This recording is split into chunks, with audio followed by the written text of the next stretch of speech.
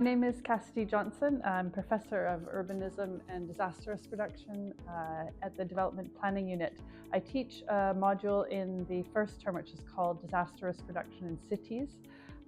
In this module we look at what is the idea of disaster. So we all know disasters as being like big earthquakes and big events that might disrupt whole urban systems. So we look at those kind of disasters, as well as looking at disasters as small scale and everyday disasters, things like floods or building collapse that may not affect everyone in a city, but yet are disasters for those people involved. We also look at climate change in terms of how is climate change changing the kinds of disasters that we see. What are we going to see more of in the future? The first part of the module looks at concepts of disaster, such as how we define disaster, what is vulnerability, what is risk reduction, and how do these happen and how do we understand them in urban areas.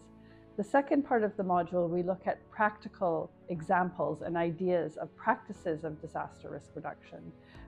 So we look at what is the Sendai framework for disaster risk reduction. How is this enacted in different places, as well as local practices? What do local governments do? What do communities do? And what are they doing to reduce disaster risk in different cities?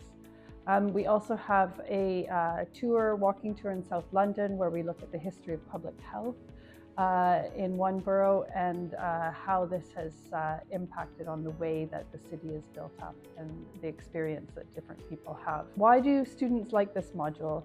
I think that they like it because there are a lot of practical examples. They find that it's quite useful for understanding the practice of disaster risk reduction.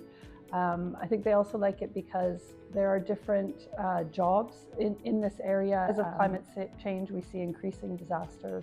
So there are more and more jobs in the area of disaster risk reduction.